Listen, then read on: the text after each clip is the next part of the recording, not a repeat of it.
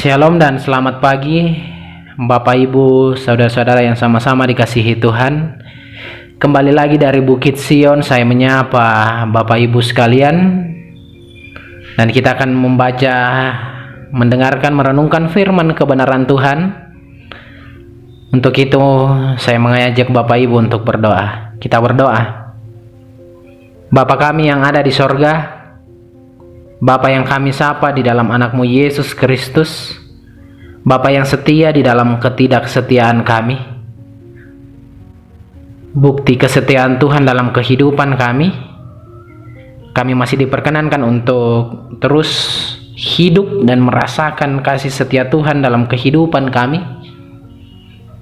Dan pada saat ini, di pagi yang indah, kami akan mendengarkan, membaca, merenungkan firman kebenaran-Mu. Tolong kami ya Tuhan, agar firman ini dapat mengubahkan hati, pikiran, perkataan kami. Terlebih ya Tuhan, kami dapat aplikasikan firman ini dalam kehidupan kami. Kasihani kami ya Tuhan, di dalam Yesus, itu Tuhan dan Juru Selamat kami yang hidup. Amin.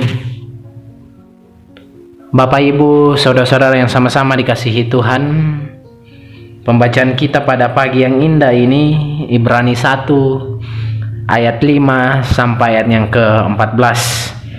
Ibrani 1 ayat 5 sampai ayat yang ke-14.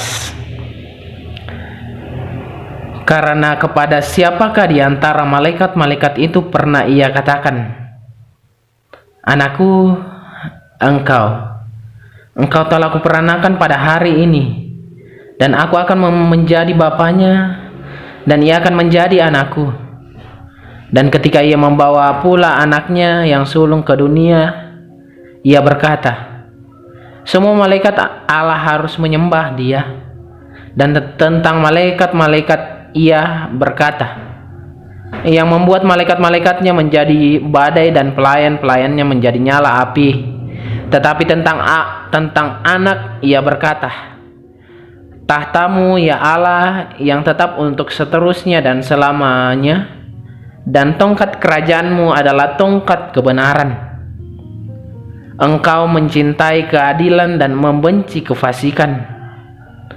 Sebab itu Allahmu telah mengurapi engkau dengan minyak sebagai tanda kesukaan melebihi teman-teman sekutumu.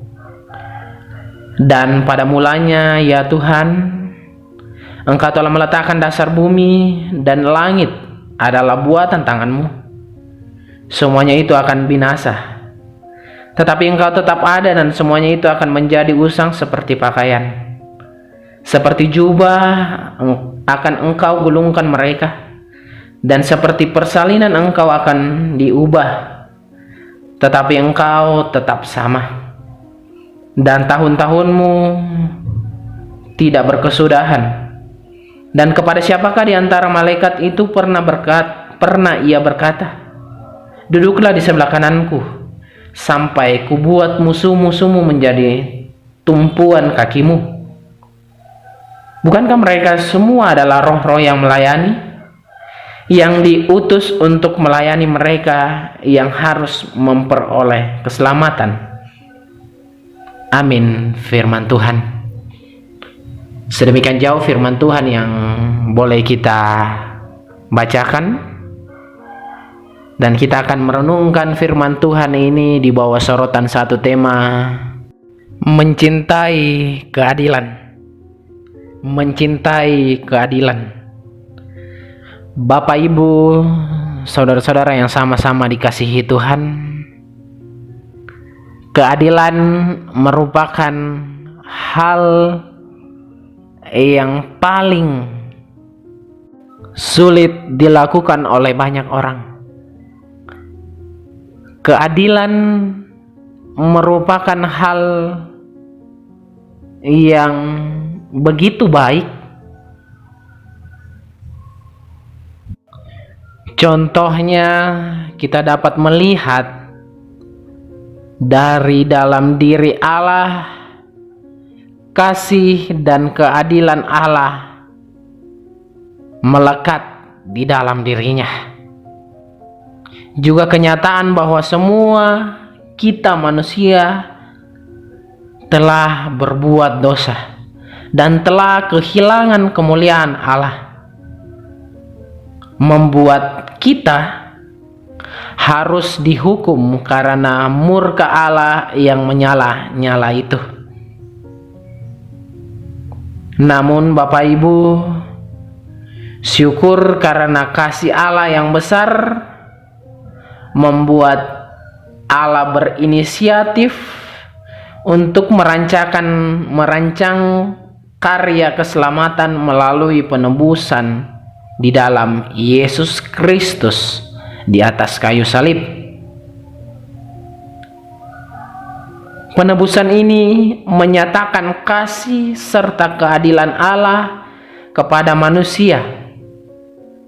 Tanpa penebusan, tidak ada harapan bagi manusia untuk terlepas dari belenggu dosa.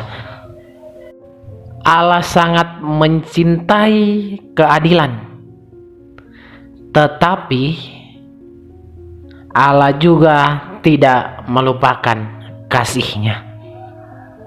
Jika kita melihat pada peristiwa manusia Adam dan Hawa diusir dari Taman Eden, kita melihat bahwa karena manusia berbuat dosa dan melanggar perintah Allah, Allah menyatakan keadilannya dan mengusir manusia dari Taman Eden. Tetapi Bapak Ibu, Allah juga memiliki kasih. Buktinya, sebelum manusia diusir dari Taman Eden, Allah membuatkan manusia memberi pakaian dari kulit binatang. Inilah bukti bahwa kasih dan keadilan melekat di dalam diri Allah. Inilah salah satu sifat Tuhan, yaitu memiliki keadilan. Bapak, Ibu, serta saudara-saudara yang sama-sama dikasihi Tuhan, bagaimana cara kita mengenal keadilan Allah?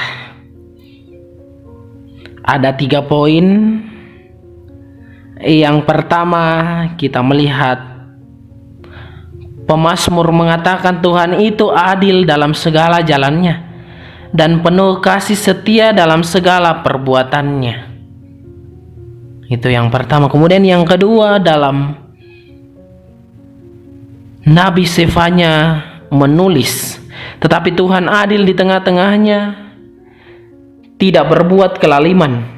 Pagi demi pagi ia memberi hukuman, itu tidak pernah ketinggalan pada waktu fajar, tetapi orang lalim tidak kenal malu. Kemudian yang ketiga, dalam Injil Yohanes menulis pernyataan Yesus, Ya Bapa yang adil, memang dunia ini tidak mengenal Engkau, tetapi aku mengenal Engkau, dan mereka ini tahu bahwa Engkaulah yang mengutus aku. Allah menyatakan keadilannya pada kehidupan sekarang maupun dalam kehidupan masa depan. Kebenaran tersebut harus menjadi kekuatan dan penghiburan bagi kita di dalam dunia yang sudah dipenuhi oleh ketidakadilan. Apa yang dimaksudkan dengan adil? Adil berarti bertindak dengan benar sesuai dengan standar kebenaran dan ketetapan hukum yang berlaku. Allah itu adil, artinya Allah akan selalu berlaku benar sesuai dengan prinsip kebenarannya. Dia tidak akan pernah melanggar ketetapan-ketetapan hukum yang telah dibuatnya. Lalu, bagaimana cara Allah menyatakan keadilannya dalam kehidupan kita? Allah menyatakannya dalam berbagai cara. Antara lain, yang pertama, keadilan Allah dinyatakan dengan mencintai kebenaran dan membenci kefasikan.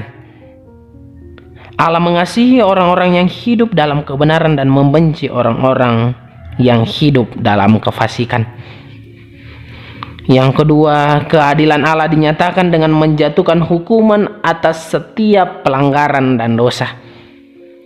Allah tidak membiarkan pelanggaran dan dosa berlalu begitu saja, tetapi di hadapannya Dia akan mengganjarkan dengan hukuman.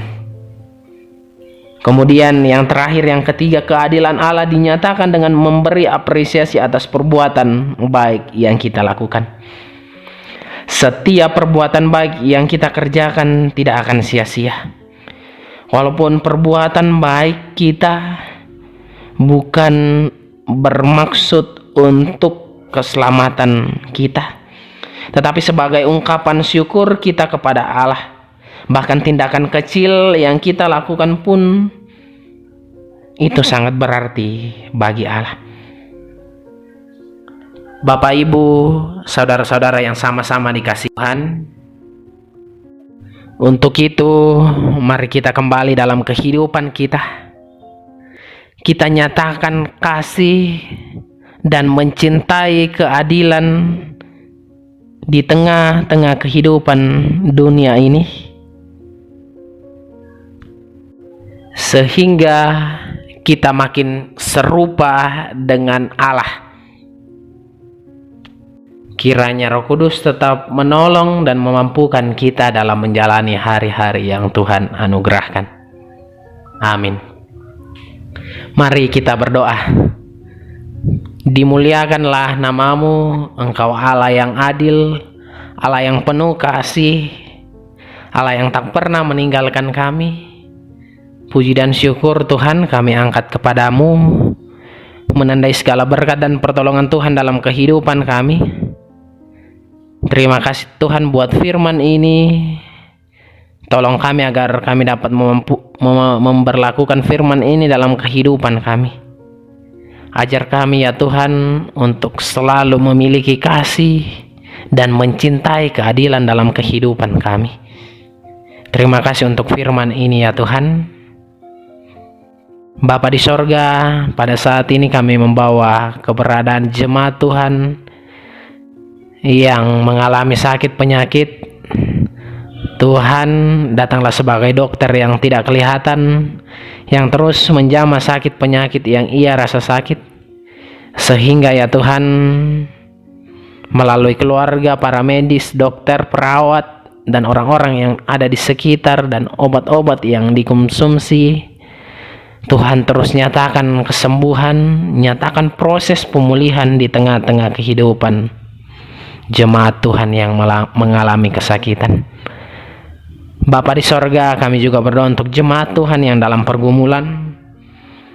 Tuhan, ubahkan pergumulannya menjadi sebuah sukacita. Kami percaya Engkau Allah yang setia dalam setiap kehidupan kami. Kami percaya Engkau terus bersama-sama dengan mereka yang mengalami pergumulan berat, karena kami percaya Engkau sumber penghiburan yang sejati.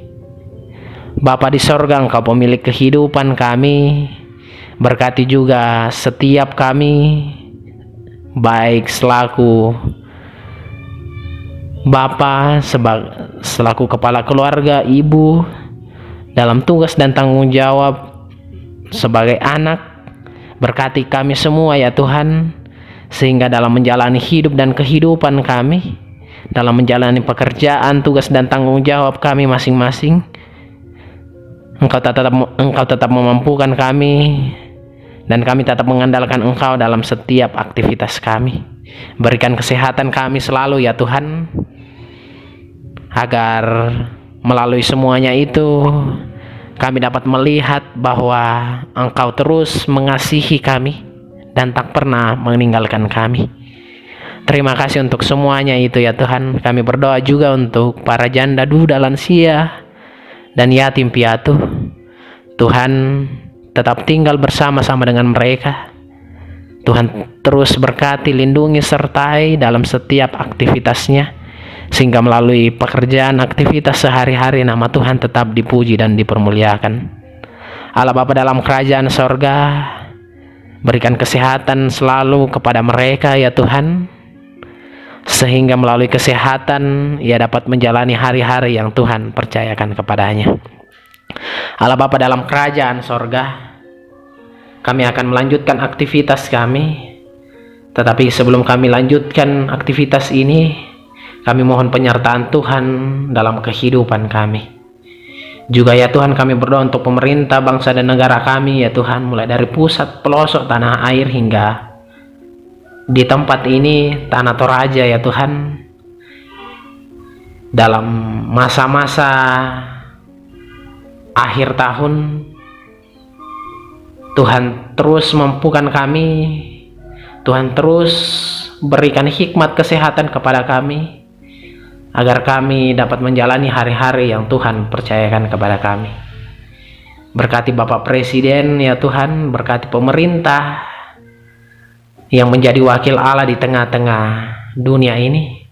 Juga ya Tuhan, untuk Tanah Toraja Tuhan berkati bupati dan wakil bupati yang akan terpilih nanti, siapapun itu, kami percaya Engkau terus bersama-sama dengan mereka. Nampakkan keadilan itu di tengah-tengah kehidupan mereka, sehingga mereka dapat menjadi wakil Allah yang benar di tengah-tengah daerah tercinta kami ini. Terima kasih ya Tuhan, kami siap melanjutkan aktivitas kami, tentunya di dalam Yesus, itu yang menjadi Tuhan dan Juru Selamat kami yang hidup. Amin. Demikianlah renungan harian Toraya pada pagi yang indah ini. Dari Bukit Sion, saya menyapa Bapak Ibu. Shalom dan selamat pagi. Salam sehat. Selamat beraktivitas. Tuhan Yesus memberkati kita semua. Amin.